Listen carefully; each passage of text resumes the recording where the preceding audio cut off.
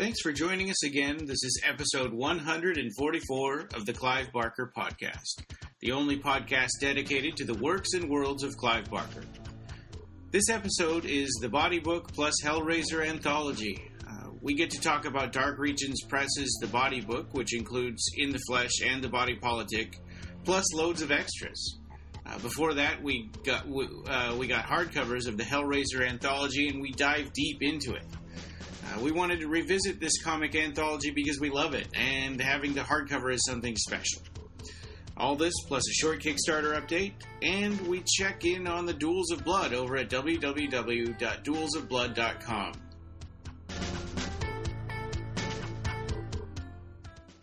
Yeah, so this is episode 144, and Jose, you're here. Yes, hi, hello. And I'm Ryan again. And we're here. This time we're not. This time we're going to be talking about the Body Book and revisiting the Hellraiser Anthology because when we talked about it last time, we just had kind of a pre-release PDF. So this time we've got the actual hardcovers in our hands. Yes, the hardcover is actually sold out at the moment. So I think that the real Clive Barker store is only selling digital copies for now, but they are going to have more hardcovers soon. Or I think the next ones were going to be paperback. Oh, is it? Okay. Yeah, that's what I had heard anyway, but I don't know, they may have changed that. I think I have their real Clive Barker page open here, the store. So Let me just check that real quick while you get things started. Okay. So, before we get into those things, we've got a Kickstarter update, and this is pretty cool. Actually, if you remember in our last episode, we were talking about how we didn't know what was going on with the Android app, and I was going to check in and ask. So I did that, and she's like, "Oh yeah, here's a link to it." So you and I got that email together, and we're like, "Oh, whoa, there it is." Okay, and I don't know about you, but I looked at the date on that. That was May 18th. Yeah, apparently it's been up and live for a while, but nobody bothered to tell us. But, we just announced it, and you can go to Google Play, and if you look up Clive Barker, you'll get a bunch of, results, and one of them will be BarkerCast. And our icon is Matt Harpold's drawing of Pinhead. Yeah.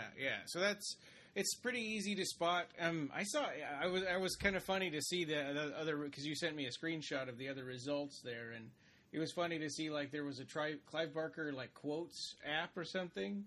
And what were the other ones? There were some. Oh yeah, I can find that for you right now. A lot of them had dubious or here we go. I'm looking at it. Guess the horror movie.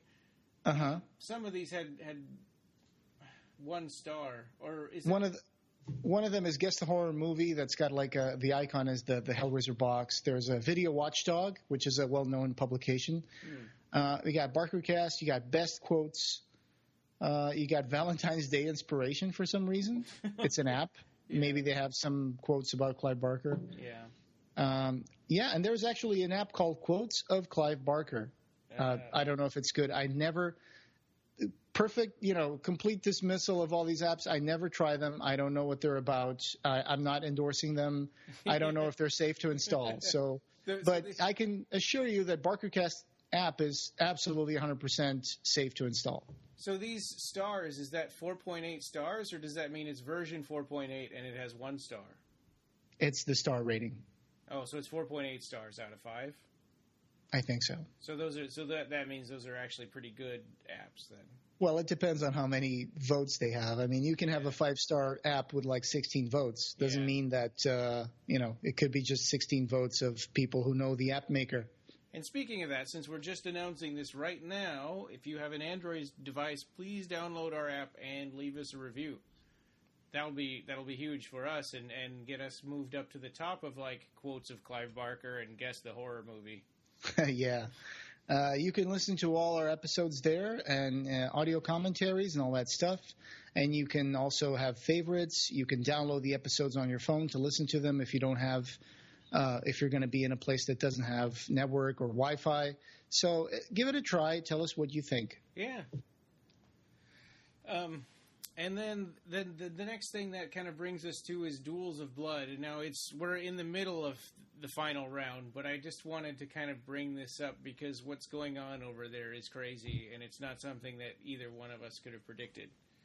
So if you go to www.duelsofblood.com, we're in the final round, which is Mahogany versus Mendelssohn Shape, which I don't know how Mendelssohn Shape even got this far to begin with. But when you vote, you can see that Mendelssohn Shape is ahead. He's got 60% of the votes. Yeah. And earlier, when I wrote up the notes about this, he was even much farther ahead. He was in the had 70-some% of the votes. Yes, I just voted. Actually, I voted for Mahogany. He's my favorite. So I'm looking at it, and Mendelssohn Shape's edge is kind of dissipating a little bit because last time I saw it, it was like in the high 70s or mid 70% of votes, and now he's down to 61%. And I think I wonder if it was just one like super mega Mendelssohn Shape fan that just voted every 5 minutes. Hey, it could be. You never know. I mean, there's a lot of Aberrat fans out there. Yeah. And Mendelssohn Shape is cool. Yeah, absolutely. Yeah, so the Hellraiser Anthology, I guess, is our next part. Mm-hmm. So I loved the feel of this hardcover book. I think it was it's a lot better than having it on. I mean, I liked having it on PDF, and it made us able to read through it and talk about it for our podcast a little bit in advance of the release. Yes. Like you said, we got the PDF, and it was a little incomplete because once we got the hardcover signed by all the artists, by the way, and I think the writers and Clive Barker. You posted a picture of it once, I think. Yeah. It is truly amazing. I mean, it was lettered and designed by Christian Francis. It was edited by Ben Mears of Seraphin, of course. It was assistant editor was Matt Murray.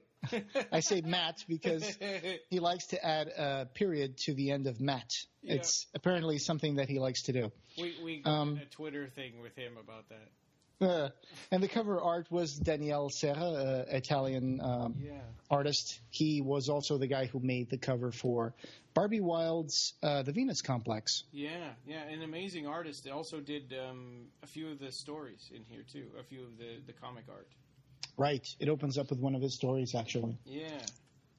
So, like you said, it's a very, very well done, well designed paper hardcover.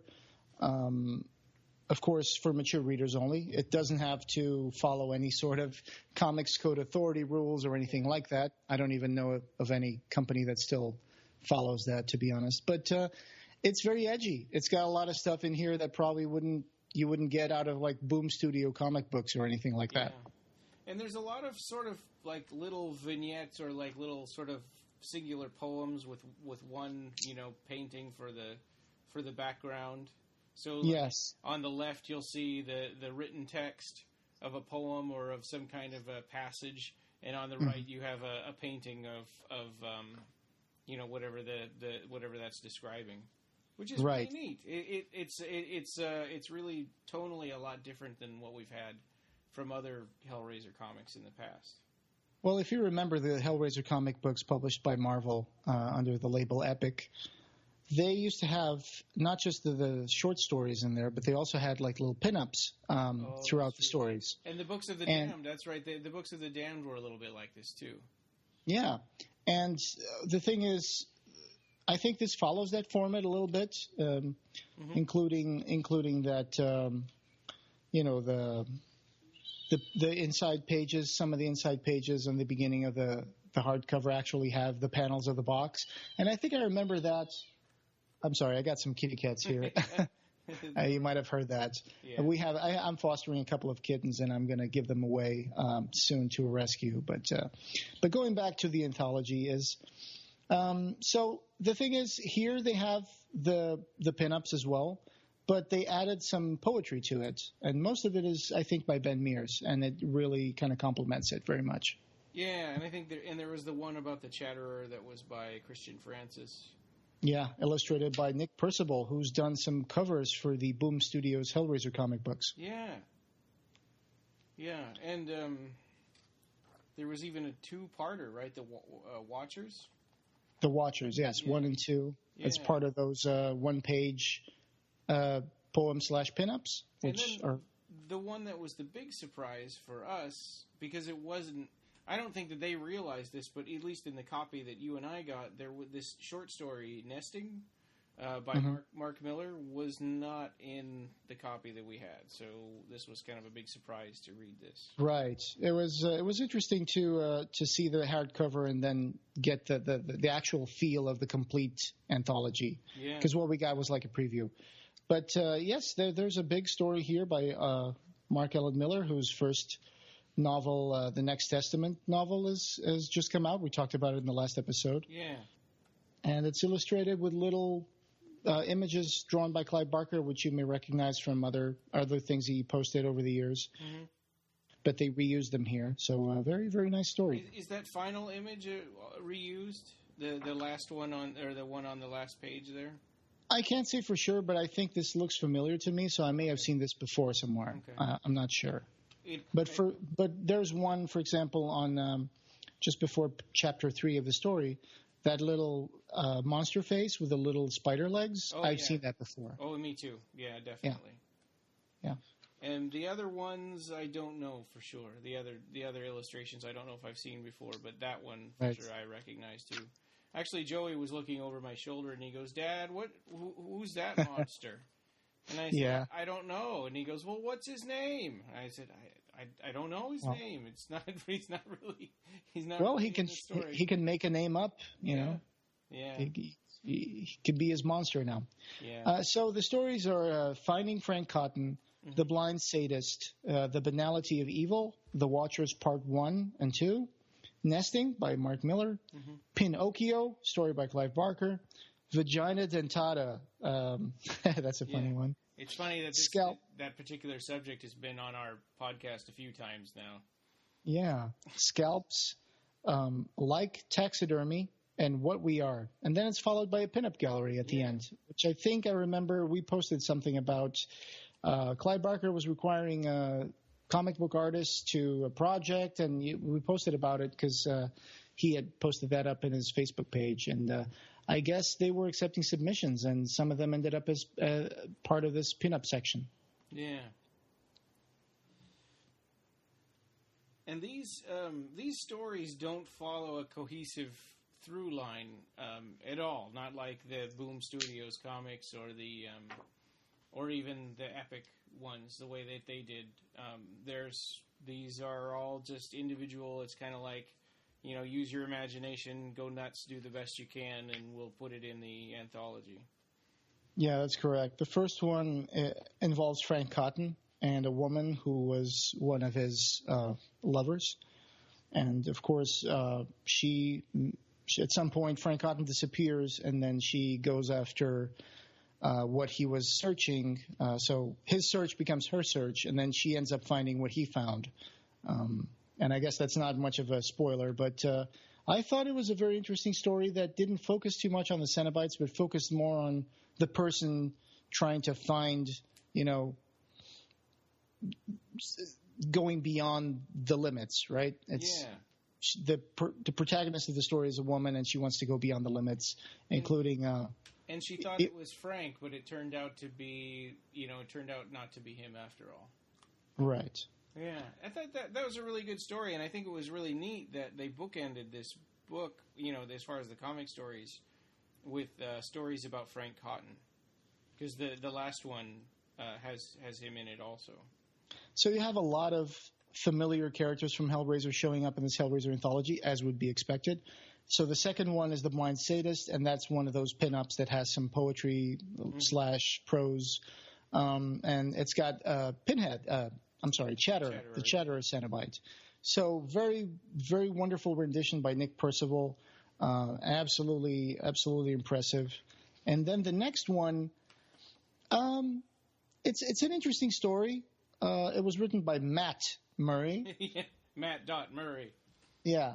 and illustrated by Riley Schmitz, The Evil of Banality. So it's one of those stories that you may have been used to on the old Hellraiser Marvel, comic books. Yeah, it did definitely have that feel. Yeah. There was one story from the Marvel comics that involved an old lady, and she had like a dog too, and I think I remember something about that from one of the Hellraisers, maybe like the 2019 or something like that. And in this one, it's also an old lady. She goes to a yard sale and she buys something. Of course, it has to be one of those Hellraiser boxes. Yeah. But yeah, and she kind of reminisces, and she likes to stare at the box and think about memories of her marriage and her former lovers. And then, of course, the lady from the yard sale calls and says, "Oh, I'm sorry, I wasn't supposed to sell that box." And then her ex-husband wanted it back, right, and so events happen, and again. The story is short, but it's a well structured story. I think it really is 1, 2, 3, 4, 5, 6 pages. Yeah. But I think it's interesting. I think it's a cool story that goes south really fast. Yeah. Yeah. It's and it's all told through her point of view, which is exactly, which is kind of really warped, and you can kind of see more in the artwork what's really going on compared to how she's explaining what's going on, or the way that even though most of the interesting events happen off camera, they're just narrated, and then you get to see the aftermath. And so interesting story there. And then you have another pin-up between stories. This is Watchers Part 1. And again, another amazing illustration by Nick Percival that takes us into the corridors of hell from Hellraiser. And it was written by Ben Mears again. Most of these have been written by Ben Mears, except for the one with Chatter, which was written by Christian Francis. Yeah. Then we have Nesting, which was kind of our first time reading this, I think. I like this story because I think it has one theme that Clive Barker uses sometimes, which is this fear of death, sort of leading people into oblivion, and then also it being a Hellraiser story. There's a Cenobite involved in it, and it's got some of Mark's personal experience, having with having a baby and stuff, and well. Kinda. yeah. Well, Kinda. Yeah, but, translated through a Hellraiser filter, Sure, I guess. Yeah. But again, the protagonist is a female, and she goes through some traumatic events, and she has to work through them as best as she can. But then, kind of like a crash survivor's glimpse of their new face kind of makes them think, who's that person in the mirror? And for a moment, they don't recognize who they are. And maybe it seems like a new personality takes over. That's what kind of happens in this story a little bit. Well, and it also describes a woman, a woman who's conceiving a baby is a completely different person than the woman who's delivering the baby. Right. Sort of the process that a person has to go througed to. There was a certain miracle here, yeah. There was kind of a miracle thing happening in here because once she gets into her accident, she ends up getting a hysterectomy. Yeah. But that doesn't stop the powers of hell from supplying her with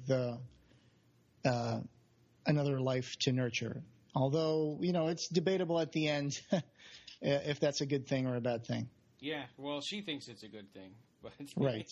Yeah. Hey, beauty is in the eye of the beholder, right? Yeah, definitely. This also reminds me a little bit of another story that came from the Hellraiser summer special from Marvel from 1992 or something like that, where there was a woman who wanted to have a baby, and she summoned the Cenobites, and the Cenobites turns her basically into a baby-making machine. Oh, wow. And so her babies would turn out to be living lament configurations. Have you read the summer special, the Hellraiser summer special that I'm talking about? I don't remember if I have or not. If I did, it was back in like 93 or 92 or whatever. It's a good story. Yeah, I recommend people out there find that Hellraiser Summer Special and from the 90s and read it, because there's some good stories there. And there was kind of that unused story thread that story thread that was kind of left hanging in the Scarlet Gospels, right? You had mentioned earlier that it reminded you of a little of the Scarlet Gospels. Some parts of it remind me of the sort of writing that's in the Scarlet Gospels, yeah. And that's right. There is there's a hellish, a hellish impregnation, and it turns into like this baby that grows into adulthood in the space of a few minutes and just disappears. Runs off, yeah. But there's no connection to this story, really. Right, and I had kind of wondered if what Clive Barker's plan for that character was. Because if that were Imagica, that character definitely would have come back and played some important role, later on in the story. Sure, yeah. Absolutely. So that takes us to Watchers Part 2, again written by Ben Mears. But this time there's line work on this pinup made by Clive Barker, and it's been colorized by Riley Schmitz. Oh, that's cool. I didn't read the credits for that. Yeah, you get to see later at the end of the anthology, you see the unchanged... The sketch. Yeah, the sketch that Clive Barker did, the kind of sketch or graphite drawing, I think. Yeah, there it is. Okay, it's the first But one. here they kind of embellished a little bit with some digital coloring and stuff. And that's cool. Whereas Watchers 1 was about the victim being watched, Watchers 2 is about, I guess, the Cenobites doing the watching, right? Yeah, it seems that way. Yeah. So that's another one of those pinups, and it breaks up the anthology, separates the previous story from Pinocchio. And Pinocchio is a very interesting story because it comes from Clive Barker. Yeah. And it was written down by Ben Mears and Christian Francis, and it was illustrated by Riley Schmitz again. And do you want to talk about it? Yeah, I mean, it has this sort of, it definitely has this Disney sort of cartoonish look to the comics. Yeah. And absolutely. And it's another one of those where the art, there's a big contrast between the art style and what's actually happening in the stories, and the writing too, because the writing is written sort of in this sort of childish fairy tale language. But then, it looks like a child's book. Even the structure of the pages and the way that they're designed makes it look like a child's book. Yeah, and it's like, but then it in the beginning it hints at something much darker, but then it just becomes overt later on. So it's kind of like, all the nice bishops are wanted to have their own little boy doll to play with. Well, we should start with the beginning, saying that this is the story of Geppetto making wooden boys. And they would be like real boys, but they were made out of wood. So they could talk and move and stuff, just like Pinocchio. I guess there's no blue fairy here that gives them life. Right. It's just actually Geppetto comes in and, works with the wood. And for some secret way that he has or some sort of ritual that he does, he makes them come to life and talk and move and stuff. But then, like you said, he basically sells these wooden toys, these boys, to cardinals and clergymen, which, of course, it goes south really fast, to use that expression again. And I think reading this and knowing that Clive Barker came up with the story, we know right away what the cardinals want them for.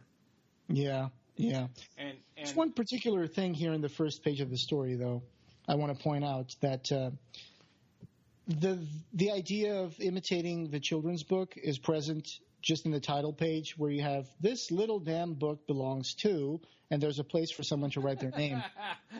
And then when you look at the background, you see the line little damn book and the little wooden boys. Instead of little golden books, right? Yeah.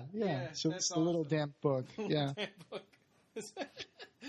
And even the cartoonish characters have like the 3 fingers and 1 thumb instead of 4, except for Geppetto, who's a human, and he obviously has 5 fingers. But in the first page, do you see that helmet there, that head?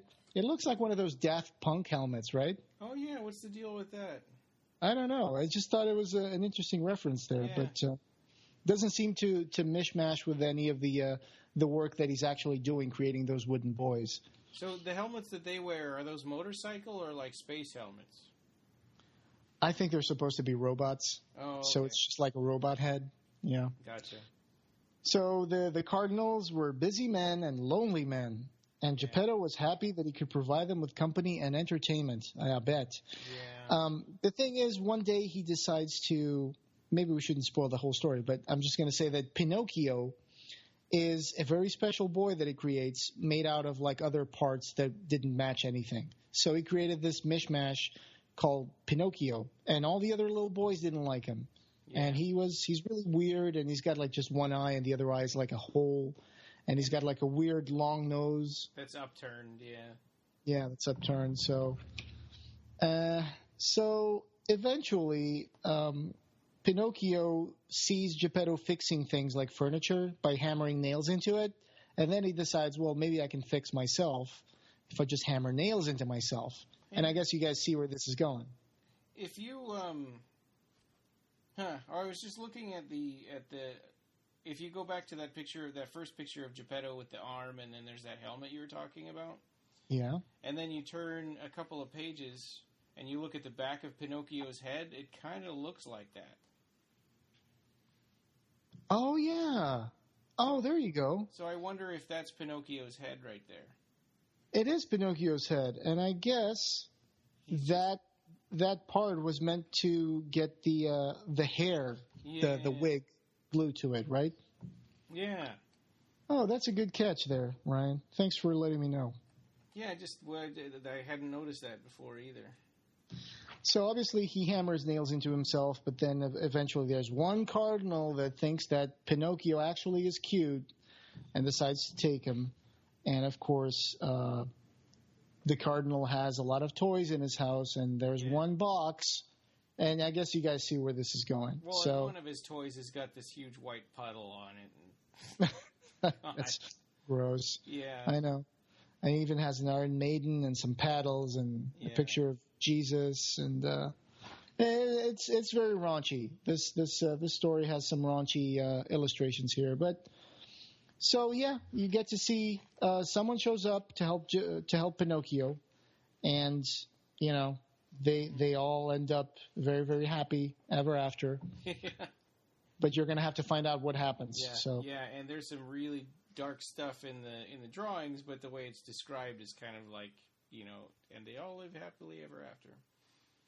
I like the structure of this story. I like the way that it's made out to look like a children's book. Yeah. I like the idea where they say that he saw Geppetto hammer nails into furniture to fix it, and so he decides to hammer some on himself to fix himself. Yeah, exactly. But he found out that didn't fix him at all. He only made himself worse. And most of all, I love the last illustration, but I'm not going to say what it is. Yeah, God, I know. Yeah, I think everybody should get a copy of this for themselves. You know, just get the PDF one if that's all you can get right now, or maybe wait for the paperback. Yeah. Oh, yeah, and I was looking at the store, so let me see here. I thought I saw something about the store saying that they were going to release another edition of the hardback, but I guess not. I guess we'll find out, you know. Yeah. But they are bringing more physical copies of the Hellraiser Anthology for sale. So if you're not that crazy about having a PDF and you want to have an actual book that you can put on the shelf, just hold on tight, and I'm sure that they will have more copies coming soon. Yeah. So then the next one is the Vagina Dentata. So written by Ben Mears, so this one's his fault. I like that one. Illustrated by Jim Odell. So, very scary stuff if you're a guy. Yeah, right. And it's kind of written in this sort of poetic way about, you know, about that. What would happen, what it would be like, I guess. Yeah, and there's definitely a vagina dentata on full display. Yeah, it's like a bear trap. Yeah, it's kind of like a bear trap, I guess. The next one is Scalps, and this was written by David Ian McKendry and Rebecca McKendry. Their names sound familiar. I think we may have seen something of theirs before. I don't know. I know that these names sound familiar to me. And we definitely know the artist, Sam Sheeran, who did the motion comic for the Book of Blood. Oh, yeah. Now that you mentioned that, I do recognize the style. And this one reminds me a little bit of, this may be obscure for some of you people out there, but when the Hellbound Web was still a website and was still around, there was these comic books that fans were making. They were called Hellbound Comics, I think. Oh, right. Yeah, and some of them were kind of like this in a way, where they look. I don't want to say that they look, but definitely there's a very artisanal look to these stories, and this one is something that reminds me of Hellbound Comics in a way. So it takes place in Arizona, which is where I am right now, Yuma. 1850. So there's a bunch of cowboys, and they're getting paid $5 per scalp if they actually massacre some Indians and take their scalps in retaliation, I guess, for other things. And of course the box is part of the story, but this is a little problematic for me because I don't see how the box would be in Arizona in 1850. I guess this is one of those universes or interpretations where someone says, well, the box has always been around. Or it just shows up wherever it's needed. Or something like that. Yeah. I mean, if you think about it, the original idea of the box was that it was created by the architect Le Marchand, and it was in Paris and all that. But here it's kind of it's a mystery how it ends up in some of these situations. Like in like an American suburban obese family yard sale. I mean, why would they have the box? For example, in that first story or second story. But if you roll with that, then yes, the story is actually pretty interesting. There's some. I just think it's a really short story, and there's not a lot of time for this story to actually make us care about any of the characters. Right. I mean, there's a lot of violence in the story that kind of makes us feel something for the victims of the violence. But I think the story just is very, very short. And actually, how many pages is it? 1, 2, 3, 4? Yeah. 4 pages? Yeah. So it's just 4 pages of very, very basic seduction and resolution. To the point where it's like, well, I mean, maybe you could have just made another more elaborate story or written story, or maybe another couple of pinups for this one. Not my personal favorite of the bunch, but I like the digital coloring on the artwork. Yeah. It's very nice. It's really good. When I was a teacher in the village, and there were these stray dogs that would run around, and the kids got paid $10 for every dead dog that they would bring to the city council. Oh, that's horrible. Yeah, so one dog ran into the school, and all the other teachers were like, Ryan, you got to take that dog, or somebody's going to kill him. So that's how I ended up with Ator. Oh, wow, that's a great story. Yeah. Wow, that is wonderful. Yeah, I mean, currently fostering 2 kittens, Phobos and Deimos. Mm-hmm. I understand that. Yeah, it's you get this feeling that you can't say no, and it's I'm living in Phoenix, for God's sake. It's like it's been over 100 degrees for maybe like several weeks now. Well, and without you, they probably wouldn't be alive right now. Right. I mean, one of them was just not even a pound, and he was already like 6 weeks, maybe. Mm-hmm. So he was very underdeveloped. And now here he is. He's almost 2 pounds and getting ready to be adopted, and very, very active, and he survived. I mean, we reversed his fate, which was probably going to be, as the runt of the litter, he was going to end up probably starving to death, or maybe even the mom would kill him before that. Because, sometimes animals do that. If they see one of them is very underdeveloped, they just end up taking him somewhere and just biting him in the head and just killing him. But here they are, and now they're going to go to loving homes. So thanks for saving Ator, Ryan. That seems like it just enabled really like cruelty of kids to animals. I mean, to take them to the council, like if you bring a dead dog, that's horrible. Yeah, and because they would run around and get into people's garbage and tip it over and stuff like that. I thought for a moment you were going to say the teacher was telling you got to kill him before someone takes your money. Oh, no. Yeah, well, and they would, there were stories that they would, cut the leash and, cut a leash off of somebody's dog, in their yard or whatever. So, but I don't know if that's true or not. It's just horrible, but... Well, speaking of horrible, the next story, like Taxidermy, is also pretty gruesome. But I'm loath of calling this a story because it's just really a page. It's kind of more of a premise. And the thing that I didn't like about it is the central premise of, or the setup for this story is that puzzle boxes are illegal to be imported into the United States from Mexico, I guess. Right. It's like, what? Somewhere. Yeah. Why is that? It is strange. I mean, the whole premise is that the easiest way of shipping Hellraiser boxes into the United States is to hide them in the corpses of babies. But it seems like that would be a bigger crime than just, bringing in a box into the United States. I know. It's a wooden box. Like, I mean, I don't care how superstitious the border guards are. They're not gonna tell them they can't ship those in, right? I mean... Exactly, yeah. I feel like what's missing from this story is explaining to us why they need to do this. Yeah. Right? Yeah, that's really extreme. It is very extreme. I mean, we can just ask Max, but I don't think he's ever had any problem, taking his puzzle boxes around to conventions and stuff. Right. So the story is by Riley Schmitz, and it's written by Ben Mears. Maybe we can ask Ben if he can elaborate a little more on why I think I know what this is coming from. I mean, maybe you guys out there have heard of these stories where it's like, oh, someone was being a mule for drugs, and they were putting like a whole bunch of cocaine inside a dead baby, and someone had to bring him through the border and say, oh, my baby's sleeping. Yeah. But it's like, I always wondered if that was true, because... It seems like a really risky thing to do. Or you'd hear about how they'd swallow balloons full of cocaine and then one of them would rupture and then they would die. Right. That's what I know that happens for sure. Yeah. I just didn't know if it was true, the idea of women bringing in corpses of babies stuffed full of drugs into the United States. I don't know if that's more of like a urban myth or if it actually ever happened. I didn't look into it. I don't know either. Yeah.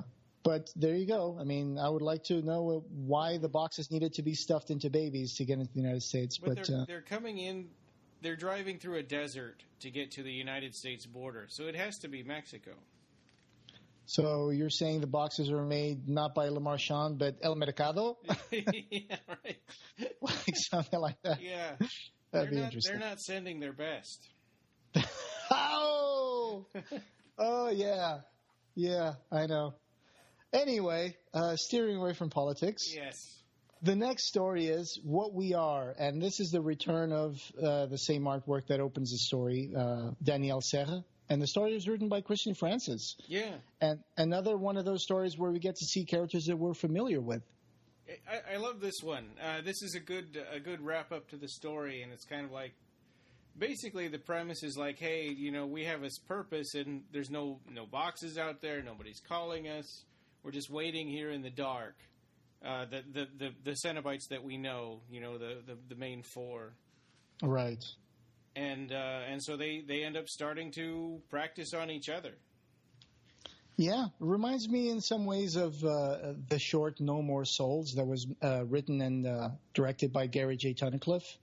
Yeah. Where he plays Pinhead in a time when it's beyond time. It's like, all right, the world is over. There's no more humans. There's no more souls to harvest. And that's not the premise of this story, but I'm just talking about No More Souls. It's like it's the future, and all the human souls have been taken. Whoever wanted to go to heaven went to heaven. Whoever was supposed to go to hell went to hell. And so Pinhead is old, and he thinks, well, now I don't have anybody to work on, so I guess I'll just offer myself to the Cenobites. And then the Cenobites hammer him to the torture pillar and take out his face and stuff. So this is kind of that. I mean, this is what the Cenobites do when, nothing's happening. It's low season on the soul harvest. Yeah. So they basically work on each other, and we get a depiction of that. Yeah. Yeah, and the bell tolls, and you kind of think, oh, man, Pinhead's like, oh, I got to get dressed. And the funny thing is, at the end of this story, okay, spoilers, I guess. Yeah. At the end of the story, they hear the gong, and they go out, and they show up behind a man cross-legged in the center of this square of candles, which kind of connects it a little bit to Hellraiser, right? It makes me feel like this would be Frank. I think so, too. I think that's Frank. Yeah. His beautiful instruments of suffering. We could ask Christian, but I'm sure that was meant to be Frank. I think it's also meant to be an open thing, so you can think about, you can put whoever you want in there at the end. But that's just what I choose to believe. And then you have, of course, the pinup section that we mentioned, where you have some rather interesting pinups. Yeah. Some of them are really good. Others, Opens up with Clive Barker, of course. He has one of those Cenobites sketches that he did. Oh, I wanted to backtrack a little bit. Sorry. Sure. That story by Mark Miller that described a Cenobite who had, like, gears in his face? Mm-hmm. Was that the Cenobite that Clive Barker designed for that... for documentary? Yes. For that. Is that the same one? I think it is, isn't it? I'm not sure. I mean, it's only a written description in this short story. Right. Well, I think I remember that there was a Cenobite with gears in his face that he designed. So you raise a good point. Maybe that is supposed to be the same. Yeah, I'm wondering. I'm looking at. These people. Oh, go ahead. Seraphim like Mark Miller and Christian Francis and Ben Mears have access to all this Clive Barker stuff, and so they can kind of weave that in when they're writing these Hellraiser stories. Certainly, yeah, and it's stuff that belongs to Clive Barker, so they can use it in any way they see fit. Yeah. And we've got Etivos Gabor. That it looks like one that they got from Facebook. Oh, you mean the pinups, right? So we open up with Clive Barker, then you have that Etivos Gabor, who's on Facebook as E5VOS. Mm-hmm. You have another one from Riley Schmidt, who illustrates some stories. And he came up with the story for that one, right? Didn't he came up with that like taxidermy story? Am I remembering that right? Like taxidermy, yes, Riley Schmitz. That's right. He wrote it. So obviously these are all excellent-looking Cenobites. There's one by Emil Melmoth, which looks like a sculpture, and it's a really fantastic sculpture. It's very, very unsettling. Yeah, it's like two people kind of mushed together in a sort of Cenobite configuration with no arms. Yeah, Anthony Galatas's pinup kind of emulates Clive Barker's art a little bit. It does, It looks like Pinhead, of course, and then there's another one with a fairly big watermark on it, which I think was unnecessary. Copyright Productions, maybe Steve Otis. Yeah, you know what? Just today I was kind of going through some Clive Barker groups, and I can't remember which one this was in, but they had a contest to win a copy of this book, this Mavie Productions. Mm-hmm. So, and I was just thinking, like, who is that again? And then as I was rereading this book preparing for our episode, I saw this. It's like, oh, that's who it is. Okay. I think for this edition, the artist probably should have provided a watermark-free design. But true, whatever. They have it right. They have it down below in the. Yes. Yeah. So by Steve Otis, and then you have another really cool one. It looks like a wizard by Mate Jacot. Yeah. Enton Studio, very cool. Bloody Rose. Yes, very nice illustration. You have another one by Christopher Omega Black Aguirre. And, again, really unsettling things. Seem like they would be right at home in Clive Barker's Hellraiser universe. And then there's a silly one. Silly one. Yeah. I don't know about this one. I mean, I probably... It kind of wrecks the tone of the pinup section for me, but there's one where Pinhead is serving hors d'oeuvres stuck in his pins. It's like, hors d'oeuvres, madame? Yeah, and someone is actually taking one. Yeah, they're like shrimp and cucumbers. Yes. And he's wearing a waiter's outfit. Yeah, that's kind of silly looking, but hey, I guess it kind of breaks it up a little bit. Yeah. You have another one by Cool Skull, where you have a character that looks like Chatterer and the Engineer Beast from the first Hellraiser. Yeah, and they both have chains going into them. Yeah, of course. Another one by Chris Alex, very nice looking makeup effect, I think. That's what it looks like to me, with an eye, and there's under the skin the panels of the box are showing up. Yeah. So very nice stuff. And you have the last one, I think, is by Bob Richardson. Oh wait, no, that's not the last one. But there's one by Rob Richardson. Again, this would be totally at home in like the Books of the Damned. Yeah. It's a guy opening his skin, and it's all kind of red and bloody, and there's a puzzle box shape behind him. And the last one is by MJ Hiblin, which you can find on Facebook at MJ Hiblin Art with an H. So, yeah, wonderful stuff. You got the special thanks section where you see them thanking people like Doug Bradley, Crystal Van Etten, Vicky Barker, Paul Fry, Gareth Barker, Clive Barker's nephew, Kayla Bunch, Brandon Seifert, Ed and Robin Mears, Fernando Ramirez, DJ Chichester, who used to be an editor for the old Hellraiser comics. Oh, maybe he helped him with the planning. Yeah, Stephen Murray, Alan Dorson, Allison Ahrens Schmitz, Jim Salicrup, who was also an editor for Marvel and for another comic book company, Sam Cobb, Pat Murphy, Andrew Furtado, of course, Dunstan Chexon, Roman Lorenzo, Todd Albright, Steve Imhoff, who made that makeup for the new Pinhead over at that convention, Dick Ankles, Steph Miller, of course Stephanie Miller, Mark Miller's wife, Noreen Murray, Jill Champion, Steve Niles, another writer and comic book celebrity, R. Edge, Stavis, and Jen and Sylvia Soska, the Twisted Sisters. Yeah. So, but I like the part where they say the most special and heartfelt thanks of all goes to you for reading this book. We poured our hearts, souls, and entrails into these pages so that you could hold it in your hands. Yeah. Sincerely, thank you. If this were written by Mick Garris, he would say literally. Literally, yeah. And the very, very last page, it's an epigraph by Frank Cotton saying, "It's never enough." Which is cool, because that's kind of like a hint saying they're going to do another one. At least Volume 2. That's how I choose to take it.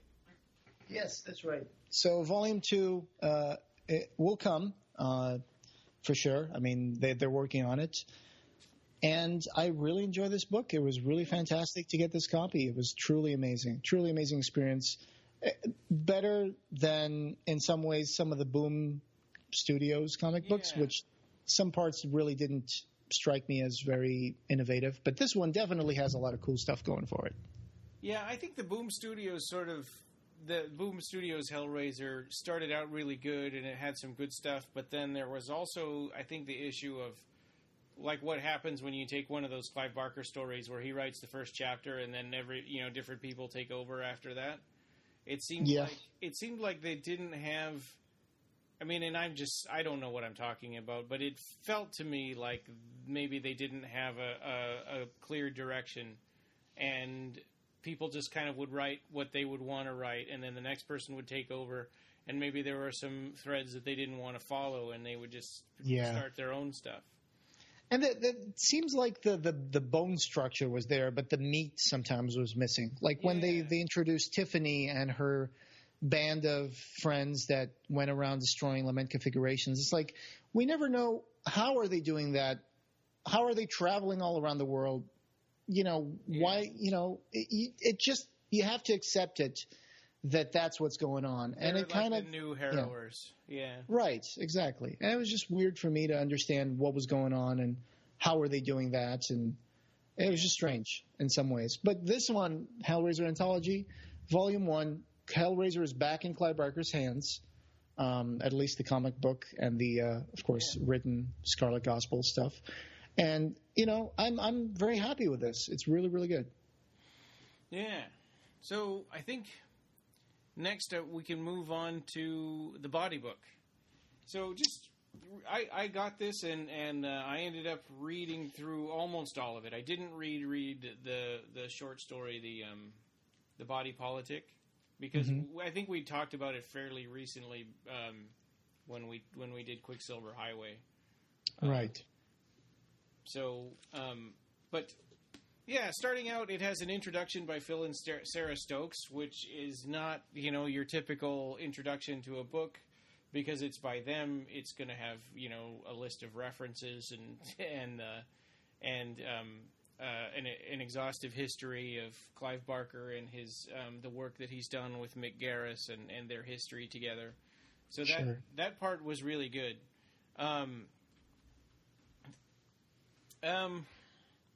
Let's see. I have to step in here and just say that I didn't get a copy of this book yet, so. You're pretty much going to have to lead us through the book, and I'll probably ask some questions. Yeah, and So you got the $80 version, right? That was the cheapest one. Yeah, and because there were 3 different orders, I guess, you could do. It was a signed and numbered limited hardcover edition, the collector's deluxe signed slipcase hardcover edition, and the specialty collector's ultra deluxe tray case signed hardcover edition that you have to get a payment plan to get it. It's just nuts. And I was a little late to the party. Mine is number 410 out of 500, so I was close to not getting it at all, but it seems like. But I'm happy to have it. And actually, just like the Midnight Meat Train, it was a pleasant surprise because I think, we've talked about this before, but buying the Midnight Meat Train, we were a little skeptical about it, but we kind of felt like, well, we're the Clive Barker podcast. We should get this so that we can talk about it. And then we were really pleasantly surprised with the bonus material and the feel of it. And I think it's the same with this one. The introduction by Phil and Sarah is amazing, and honestly, I've been reading this for like 3 weeks now, and some of these notes that I wrote down, I don't know what I'm talking about anymore. So I don't remember what this stuff means. But one cool thing, the Body Politic was originally called Three Tales of a Hand, and there were a whole bunch of other titles that Clive Barker came up with. And I'm sorry, Three Tales of a Hand? Yeah. So, okay. And on page. So was it supposed to be 3 stories or? I don't know. I mean. Okay. Maybe, interesting title. Yeah. And it's on page 11. They list the other Three Tales of a Hand, and it later became the Body Politic. And it was Love's Body. Love's Body? Yeah. Okay, that was another working title for the Body Politic. And another title was The Sound of One Hand Running. I like that one. Bizarre Scenes from a Failed Revolution, and The Anatomy of a Revolution, Ambitious Hand, The Cause of Freedom, Hand to Hand, Horrid Anatomies, Bizarre Scenes from the Body Politic, and Clap Hands, Here Comes Charlie. I think that the Body Politic ended up being a good choice, but definitely that The Sound of One Hand Running, sounds pretty amazing as a title. Yeah, I like that one. Some of those were silly, but the Body Politic really lets you know right up front before you even start reading that this is about the metaphor of the body politic and the head of state being your head and the army is the hands and stuff. Sure. Yeah. I think, as a kid, I've heard this story that was meant to – I don't know who wrote this story. I don't know if it's popular in America. But the story that one time, the arms kind of got tired of working and shoveling food into the mouth. And then the mouth said, well, I'm tired of eating the food, and just goes into the stomach. And he gets to – digest it, and then the stomach is like, well, it's just what I'm doing, it's just my job, and then they all decide to go on strike, and so the body starts starving, and and then they realize, oh well, we all have to work together so we can survive. Yeah, and it makes you think a little bit about how we think of ourselves as an individual, but we're really just made up of all these little individual, all these cells that are their own living organisms. And Right. So there's what are the contents of this book? I know there's two stories. There's The Body Politic and there's In the Flesh. They're both stories from the Books of Blood. Well, going back to the introduction, they also talked about an unstaged play, The Comedy of Comedies. Oh, Spirit City USA was a TV series that Clive Barker and Mick Garris were going to put together.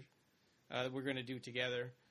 Okay. They talked about, of course, The Mummy, which we have tried to see if we could get a copy of the script from Clive's office, but they don't have it. That's right. I remember back in November of 2015, Rob made an article where he covered this interview that happened in Fangoria, where Clive Barker and Mick Garris were talking about the release of the Body Book. Yeah. And they were talking about the Mummy reboot and stuff, and they were saying, Clive, any interesting stories involving you and Mick? And Barker said, the two biggest projects we worked on were In the Flesh and A Crack at the Mummy, long before Stephen Sommers cooked up his extravaganzas. Looking back, our version of the Mummy was precisely what the powers that were at Universal did not want. It made the Mummy story over for the late 20th century, not in terms of its effects. This was before CGI brought its dubious gifts to the process of horror filmmaking, but in terms of content. We had one particular narrative hook that we were very proud of. In the first scene, a strange boy child is born under circumstances, high howling winds and a ferocious thunderstorm, that suggests something unnatural is afoot. The narrative then jumps ahead 20 years or so, and we pick up the story of how sacred Egyptian artifacts are being brought to America for an exhibition that would put the Tutankhamun exhibit to shame. An uncommonly beautiful woman is threaded into the action, a seducer and murderer of mysterious origin. Of the boy child, now presumably grown to adulthood, it's been 20 years, we get no sight. Meanwhile, our anti-heroine is seducing her way through the male character, only to be revealed in the third act as the boy child, now turned via surgery and hormones, into a woman. So, kind of, what a twist. Yeah, and actually that particular Q&A interview is in the end of this book. Oh, awesome. Yeah, so that's pretty cool. And so there's one that has Mick Garris, one with his wife, Cynthia Garris, and one with Clive Barker. Excellent. Okay. Yeah, and then they talked about Eden USA, and they talked about making Masters of Horror. And then there's the In the Flesh short story, which originally I wasn't going to read. I'm like, I don't know, I need to get through this for our podcast. I've read In the Flesh before, but I started reading like the first paragraph, and then I got hooked, and I was like, I have to finish reading this. It's been a long time since I read, maybe It's a very good story. Yeah. It's one of the best of the Books of Blood. And I don't think I've read it since we talked about it in our first year of the podcast, which was 2012. So, right. Yeah, it was really neat. I was glad to reread it, because then you go on to the In the Flesh screenplay by Mick Garris. Right, and for those of you who haven't read the Books of Blood or don't remember what the story is about, it's about a guy who's in jail. His name is Clive. He gets a new cellmate, a guy called Tate. And Tate is there because his grandfather, Billy Tate, he's got an attraction for that jail because his grandfather, Edgar St. Tate, or whatever, St. Clair? No. Yeah, it is Edgar Tate. Yeah. Yeah. They call him St. Tate. He was a supposedly powerful kind of, I wouldn't call it sorcerer, but he had like some powers. It's kind of like a werewolf sort of a thing, only he turns into a big bug monster. Yeah, and he was buried in that jail, having been executed for murder years before. And so Billy Tate starts trying to summon his grandfather's spirit. And then one time Clive is sleeping in the cell, and he kind of starts getting these dreams where he travels to this kind of desert city, which is kind of a purgatory for murderers. Where the killers, the assassins and killers and, murderers are just, they're forced to spend their afterlife in a replica of the crime scene where they killed people, just atoning for their sins. And in the end, Billy Tate ends up vanishing from his cell after something really supernatural happens. And after they open up the grandfather's coffin buried in an unmarked grave, they discover Billy Tate is curled up next to his dead grandfather. Yeah. So after that, Clive kind of loses his way. He comes out of jail, but after traveling in those dreams to that purgatory, he came out of it with the ability to hear other people's thoughts about killing people and all that. So he just becomes a heroin addict and ends up committing a murder to feed his habit, and is shot dead by the police. And then after spending time in that purgatory, he eventually discovers that there's a way back into the world. That's how sin got into the world, is you can reincarnate. So the murderers can sometimes go up to this hill and they get incarnated into babies, and that's how sin got into the world.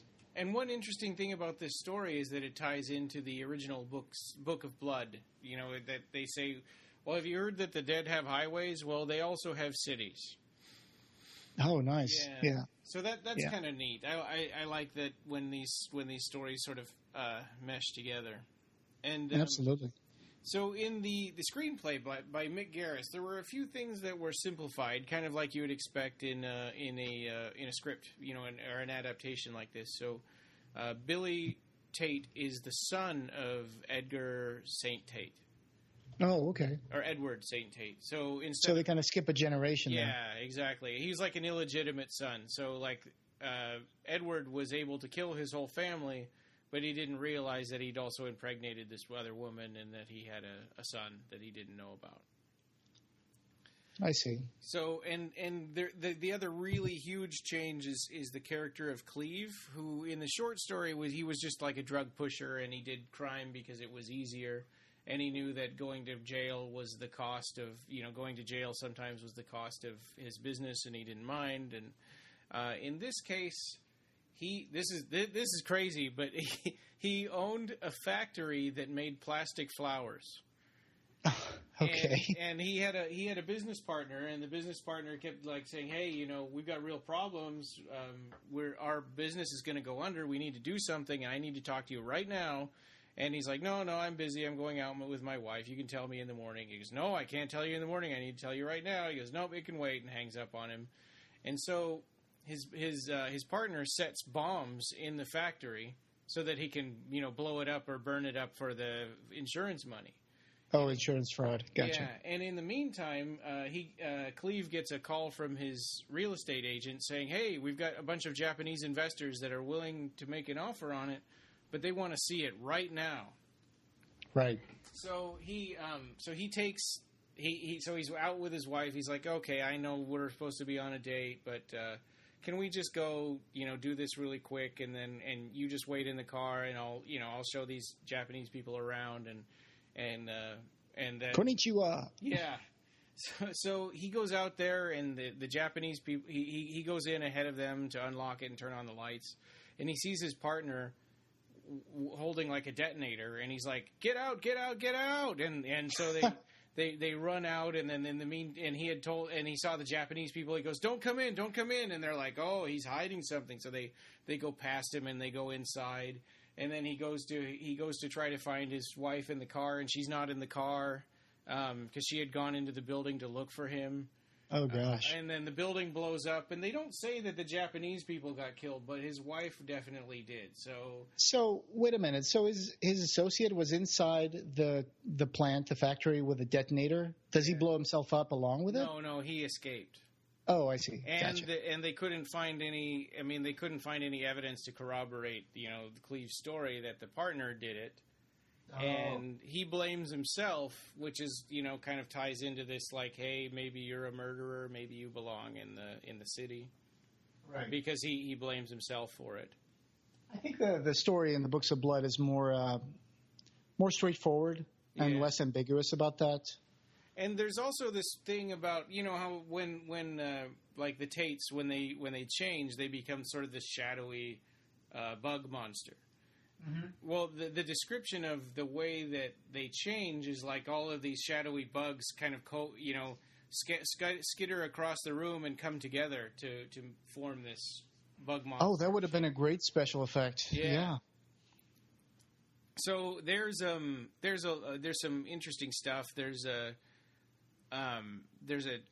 chase through the prison where the Tates or where Edgar has kidnapped his son, or Edward has kidnapped his son, and running off with him down through the prison, killing all the guards as he walks by. as he runs by, and then there's a like sort of a battle in the graveyard with all the prison guards versus Edward. That seems like they really amped up the action for the script for the movie. At one point, he even takes he runs these tentacles into the graves, and the tentacles are connected to these corpses, and they turn into zombies.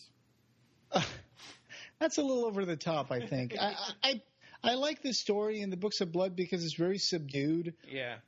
And, even though things, you get to experience the supernatural, but it's like in a way that nobody would believe Clive. They would just say, oh, you're just dreaming or something, until they open the casket and they find, Billy Tate in the coffin next to his grandfather. And I think that's a really striking image, even though you're just reading words, but in your mind, the image of the coffin covered in like blood and just Billy Tate's face, very immaculately white. Yeah. And that's a very striking image. And I wish I could have seen that in like a big screen, Yeah.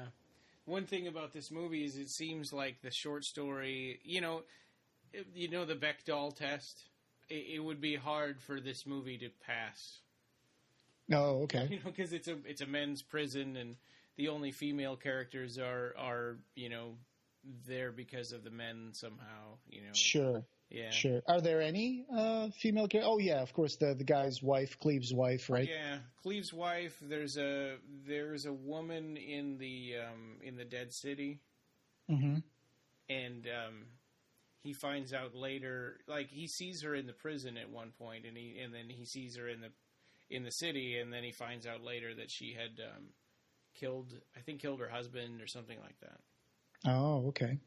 Yeah. Well, that sounds like an interesting script, and I just think that they were going to amp it up to 11, but yeah, kind of breaks a little bit the feeling of the story, especially with the whole like battling in the graveyard of the prison and then raising the dead out of the graves, and it starts becoming a little over the top. But it's great that these things are coming out in these special editions. I like the enthusiastic way that Mick Garris writes his scripts, because it's like it's hard to explain, but you read Clive Barker scripts and they're pretty straightforward describing what happens, but the way Mick Garris writes it, it's like it's kind of like he's getting wrapped up in it. He's like, oh no. But then we find out this, and it's hard to explain, but it's almost the narrator, the script narrator is actually engaged with what's going on. Yeah, exactly. So I thought that was kind of neat, because I've only read Clive Barker scripts before, and I guess we have read some Hellraiser. We've read some Hellraiser ones too. Yeah, and that one, the Dread script that never got made, and the one where Anthony Breer from Damnation Game is a Ferrari used car lot salesman. Yeah. It's just like, what? Anthony Breer is a Ferrari or Lamborghini. It's a Lamborghini salesman. And it never occurred to me that a script writer could have a style, because that format is so, is so set. It's like, this is the way you do it. It's supposed to be very dry, right? Yeah. And I thought that was kind of neat. It was fun to read. So I definitely recommend that part. So what is that? So you mentioned Love's Body. Yeah. What was that supposed to be? Was that supposed to be like the one of the early ideas for the body? The body politic. Yeah, it was a 1979 story that he didn't finish, and it eventually, it got rewritten until it was eventually the body politic. Okay. Yeah. So after that, we've got the body politic, of course, which the story that we know about Charlie and, cutting off his hands and take over and stuff. And, and then there's Quicksilver Highway storyboards. That's not very long, because it's really just a few quick sort of like, a few action scenes from the body politics section of Quicksilver Highway. Uh-huh. Like scenes during the hand revolution and stuff? Yeah, and then one kind of neat thing was this visual manifesto for Quicksilver Highway. And it was kind of like just really a pep talk from Mick Garris to the crew, saying like, hey, and I want it to be this with this kind of camera lenses, and this is what we kind of want to evoke with with this movie, and And he has two different ones, one for the chattery teeth one, and one for the body politic one. I thought that was pretty neat. I like his enthusiasm, and I've been listening to his podcast, and he seems to really enjoy his work in movies. I need to get into that. It's called what's it called, the podcast? Postmortem with Mick Garris. Yeah. Okay, yeah. I need to listen to that.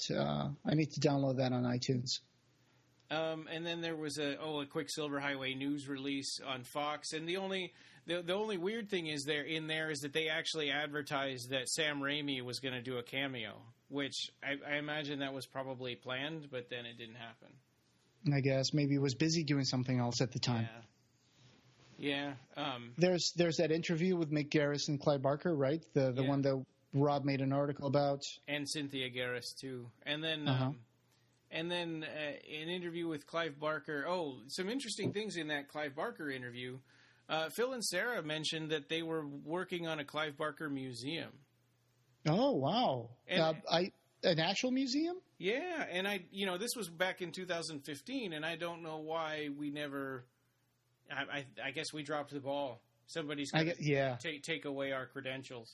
I never heard of this before. I guess. Well, or were they talking about like the Clive Barker Archive, the website? It sounded like a physical museum. Okay. Yeah. Wow. That's pretty cool. To be done in America or in England? Do they say anything about that? I would imagine in England, but I don't know. Yeah. That sounds fantastic. Yeah. And it's interesting that we're talking about this now that the new Dark Universe Mummy is coming out. Yeah. And I saw the original Mummy last night, the 1932 one with Boris Karloff. Yeah, I saw it. I was just like, I was talking, I was with Serra. We were just having lunch, and the trailer for the Dark Universe Mummy came up, and Serra was like, yeah, I've read reviews. I don't think it's doing very well. And it's like, she said, I would totally watch the original one. I was like, well, I have it. I have a box of all the Universal monsters that's signed by film historian David J. Scull. I bought it from him. It was his work copy.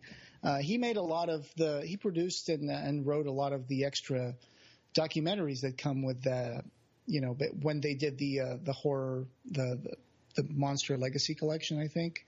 I don't know if that's exactly what it was called, but back in the 2000s, there was this, that they started making this legacy collection for all the Universal horror monsters. And there was even, I remember a box that had maybe 15 or 17 DVDs, and it had little busts of every single monster. And that was pretty cool. But so I ended up seeing him offer it for sale, and I bought it. So it has all those Phantom of the Opera, Creature of the Black Lagoon, Dracula, Frankenstein. And so I got it, and I was like, well, I have the movie, so let's watch it tonight. And so we did, and it was pretty amazing. I mean, Carl Freund's camera work, he directed it. He was also a guy who did camera work for the original Dracula with Bela Lugosi, and it was just a great experience. And then you compare it to the trailer that we see Tom Cruise and the Mummy, and it's like, that doesn't look like an Egyptian mummy. That doesn't look like an Egyptian sarcophagus at all, and it's supposed to be an Egyptian mummy. So it's just weird, and it just seems like a music video, in the preview and stuff.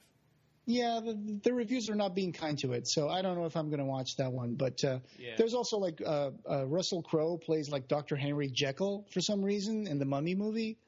Oh, really? So I didn't know he was Jekyll. I think so. I think his character is Henry Jekyll. So they're just mishmashing all together. So I don't know how good the Dark Universe is going to be. I've heard that Johnny Depp's going to be Dracula. Well, it sounds like they're killing it with this. If this movie, I mean, it might make enough money that it doesn't matter if it's bad. I like the remakes when they came up with Francis Ford Coppola's Dracula, and then they did that Kenneth Branagh's Frankenstein with Robert De Niro. Yeah. I thought those were really good, modern versions of those two Universal monsters. As for these new Dark Universe, I don't know. I guess you have to expect that they're going to be catering to a whole bunch of demographics and a whole bunch of audiences, including Chinese people and whatever. So I don't know how that's going to turn out. Well, and you can just see the thinking, the studio thinking behind it, which is really kind of irksome. It's like, oh, look how much money Disney is making with this Marvel Cinematic Universe. We need a cinematic universe. What have we got? Yeah, the Universal Monsters. Yeah. So that's what they're doing. Yeah. Let's see. And then DC is trying to do it, and it's like, well, you got to make good movies. I mean, it's like Wonder Woman was good, but Suicide Squad was terrible. Mm-hmm. So with that interview at the end with Clive Barker, so where else did they talk about, apart from that Clive Barker museum that I never heard about? Yeah, well, and then in The Mummy, we had talked before about how this trans character, the woman that was born a boy, well, the producers said that it was perverted and nobody in America would buy this ridiculous premise. Wow. So then Clive Barker went to the Crying Game and took his ticket stubs and mailed it to those producers. And he said in this interview that he mailed them to them over and over again. So I don't know if that meant he went to see that movie a bunch of times, but he said he doubted that they saw that they understood why he was doing that. Yeah, the Crying Game, and Butterfly. Right. There's lots of movies that have like that kind of twist. Yeah. So that's ridiculous. It just shows the close-mindedness of some executives out there. Yeah, and then there was one sort of weird teaser thing. The editor, James R. Beach, said that originally they were going to have a different script in here written by someone else, but that didn't work out. They couldn't get the rights to it or something. But now I want to know what that is. Oh, I see. Like in this book, the body book, was supposed to have a different script. Okay. Well, and the body book started out differently because it was going to be... I think it was going to be the body politic, or there was something, but they ended up putting together in the not in the flesh, is it in the flesh? Yes, right. Mm-hmm. Yes, the other story. And the body politic and then I think Christian was able to find the script for for In the Flesh, and they're like, okay, let's make this like a Clive Barker and Mick Garris sort of a book. And that's kind of what the direction that they went. But originally it was going to be just more Clive Barker. But I want to know what that other script was that they were going to put in, but then they didn't. But they filled it in with other stuff, so it worked out fine. This is a huge book. It's like 400 pages. I would love to get a copy of the Quicksilver Highway script. I've never found it. Yeah, and that's not in there, but they have storyboards and stuff instead. But yeah, so, and Marcus J. Williams, said, this was, we put a call out, anybody have any questions or comments, and Marcus J. Williams said, I truly feel that Hellraiser Anthology is more than just a comic, much like Clive's Tonight Again. It's a philosophical meditation, but with a Hellraiser spin. Sure. Yeah, why not? I mean, there's a lot of poetry in here. There's a lot of thought-provoking stories, especially the ones that show us parts where the Cenobites are like working on themselves and waiting for the bell to ring and stuff like that. It kind of transports you a little bit to that Scarlet Gospels universe. And at the same time, there's a lot of this. There's a lot of sort of meditation on the line between the blurry line between pleasure and pain, and that's explored a lot, probably more than definitely more than you see in like Hellraiser sequels. Yes, and also in the Watchers 1 and 2, the Watchers 1 and 2 has this kind of role reversal from one to the other. It's like, if I can quote a little bit of Watchers Part 1 has a repeating verse that's like, don't look at me. And then Watchers Part 2 has kind of a repeating verse that's like, we watch. Yeah. So there's a duality going on there between the Cenobites and the victims that they're working on, I think. Yeah. So, good point there, Marcus. But then Dark Regions Press said, we look forward to listening. So... Sounds good. As usual, Dark Regions Press makes a heck of a job releasing some of these books that have Clive Barker stuff in it. So, thank you so much for putting these things out there. They had recently put a call out, I think not that long ago, right, where they were asking what other Clive Barker books would you like us to do? Yes. And what did they come up with? Was it like The Great and Secret Show? I think somebody told them the Great and Secret Show, and they're like, well, Gauntlet Press is doing that, okay. And I think somebody said Imagica, and they're like, no, somebody else has got some other plans for Imagica. And I think all right, they did come up with something, and I can't remember what it is now. We can always bring that up later on another episode. Yeah. People are probably shouting at us. I know. Phones.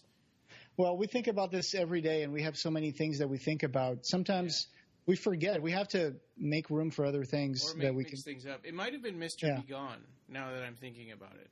Oh, interesting. Okay. Yeah, maybe that's what it is.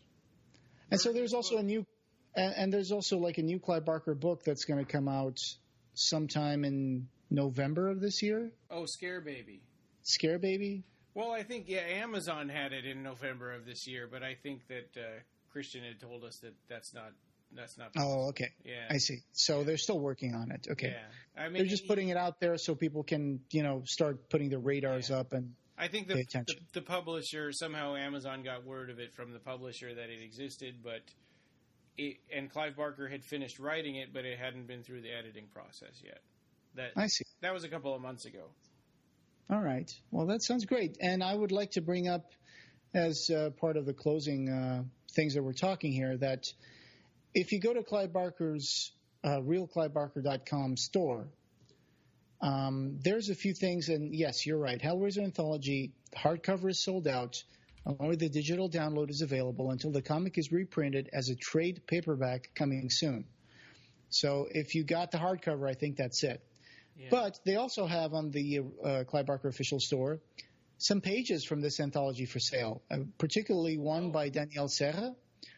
And it's a Hellraiser Anthology original art by Daniele Serra. And it's $660. I'm surprised they didn't make it $666. Yeah, might as well. But it says, these are original artwork pages from Hellraiser Anthology Volume 1, illustrated in watercolor by Daniele Serra. Is that They're one of a kind. Original art on the website, or is that only Clive Barker stuff? I think they're under original art. I don't know. I just have the link open here. But They are one of a kind, highly collectible. Each paper stock is 140-pound paper and sized at 18 by 12 inches. Please note these will be posted directly by the artist. So there's page 1 of the story, What We Are, from the Hellraiser Anthology Volume 1. Yes. Yeah, that's that opening story that we talked about with where they were waiting in the dark and practicing on exactly. Yeah. So this page has not only Pinhead, of course, but also the female Cenobite. So a very interesting page. And if you're out there, you collect comic book art, then this sounds really attractive. Yeah. Very limited item, from a limited comic book. Well, yeah, there's only one. Yeah. There's only one of each. So, right. But yeah, I'm a big Clive Barker, not Clive Barker, but comic book art collector. So I have about 60 pieces, and every time I get one of those, it's like, wow, look at this. This is the only copy that exists. It's the thing that the actual author worked on, and then ends up being printed on a page for other people to read. But this is the actual thing. So it's pretty impressive when you have that in your hand. Cool. Yeah, I saw you just put the link in there, so we'll make sure that makes it into the show notes for this episode as well. A quick question. Do you know if the body book is sold out, or because the Clive Barker store still has it for sale and it's available to add to the cart? Oh, well, if you can get it, then I think you definitely should, because mine is number 410 out of 500, Okay. And this is the but sometimes the Clive Barker store has the unnumbered well, this one says limited 500 signed hardcover signed by Clive Barker, and it's still available in stock. So if you can get it and you're willing to pay the $80 for it, then this is a good chance to go to Clive Barker official store at realclivebarker.com. Clive Barker's The Body Book. It says 90 items left. So that's in the limited. So and mine was 410. That means I got the very last one. I guess you might have been one of the last to buy it. Maybe only a few other handful of people may have bought it after you. So there are 90 copies of the limited edition, 23 left of the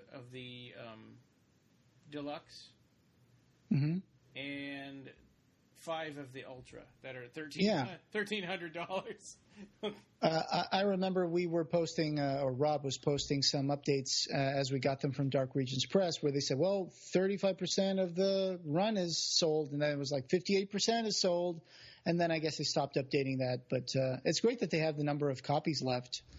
Yeah. I also want to add to the ending of this episode that the real Clive Barker store is going to be at Sinister Creature Con. Oh. So, yes, and I was looking at the store, and it says, please note, due to the store being at Sinister Creature Con, any orders placed between 9th and 13th of June will not be processed until Wednesday the 14th.